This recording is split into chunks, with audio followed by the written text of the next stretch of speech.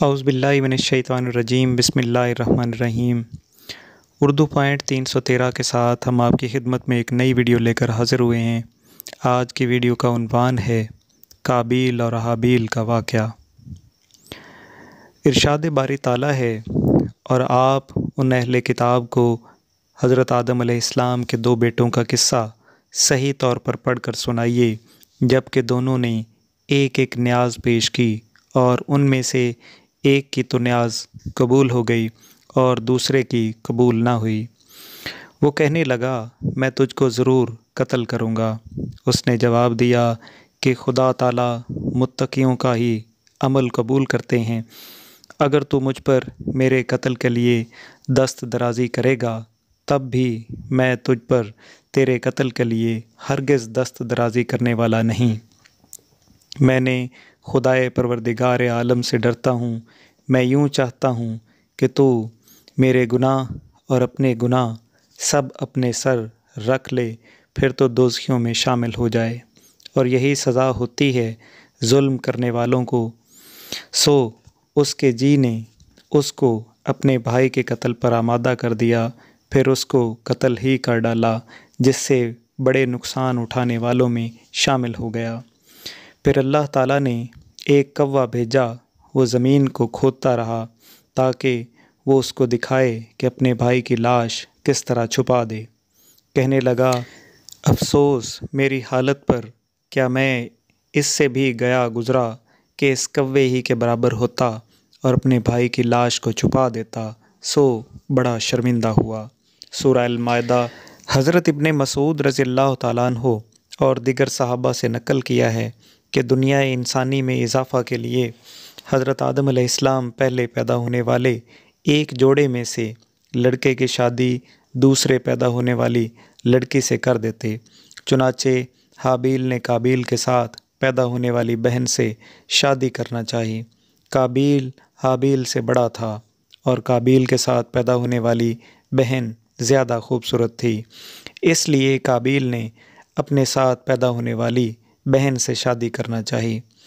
آدم علیہ السلام نے معاملہ ختم کرنے کے لیے دونوں بیٹوں کو قربانی کا حکم دیا اور خود حج بیت اللہ کرنے مکہ المکرمہ چلے گئے، اور جاتے وقت آسمانوں سے اپنی اولاد کی حفاظت کرنے کو کہا۔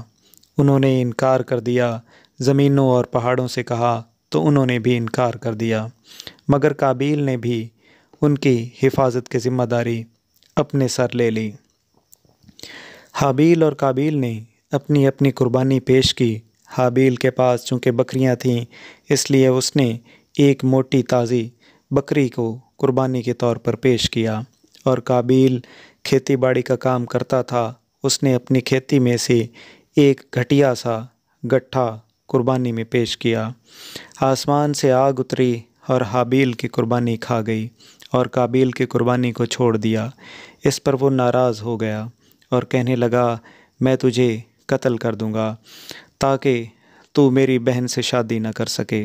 حابیل نے کہا، اللہ تعالیٰ پرہیزگاروں سے قربانی قبول کرتا ہے۔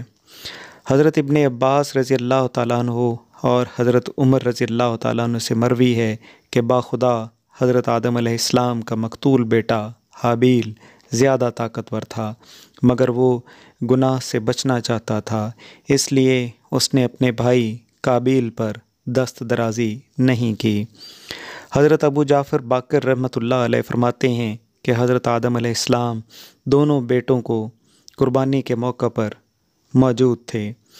قابیل نے آپ سے کہا، آپ نے حابیل کے لیے دعا کی، اس لیے اس کی قربانی قبول ہو گئی ہے، اور میرے لیے دعا نہیں کی۔ ساتھ ہی حابیل کو قتل کی دھمکی دی۔ ایک رات حابیل کو بکریاں چراتے ہوئے دیر ہو گئی۔ آپ نے قابیل کو بھیجا کہ حابیل کو کیوں دیر ہو گئی؟ قابیل گیا تو اسے حابیل مل گیا۔ قابیل نے کہا، تیری قربانی قبول ہو گئی اور میری قربانی نہیں ہوئی۔ حابیل نے جواب دیا، اللہ تعالیٰ پرہیزگاروں کی قربانی قبول کرتے ہیں۔ اس پر قابیل کو غصہ آ گیا۔ اس کے پاس تیز دھار لوہے کی کوئی چیز تھی، اس نے وہ مار کر اسے قتل کر دیا۔ یہ بھی کہا جاتا ہے کہ حابیل سو رہا تھا۔ काबिल ने उसके सर पर एक पत्थर मारकर उसका सर कुचल डाला। बाज़ उलमा फरमाते हैं कि काबिल ने हाबिल का ज़ोर से गला दबाया और दरिंदों की तरह उसे काट खाया, जिससे वो मर गया। काबिल की धमकी पर हाबिल ने कहा, अगर तू मुझ पर कत्ल करने के लिए दस्त दराज़ी करेगा तब भी मैं तुझ पर कत्ल के लिए दस्त दराज़ी करने वाला नहीं। मैं तो खुदाए परवरदिगार आलम से डरता हूँ। ये हाबिल के उम्दा अखलाक और खौफ खुदा की वाज़ेह इलामत है कि उन्होंने अपने भाई काबिल के बुराई का जवाब बुराई से नहीं दिया।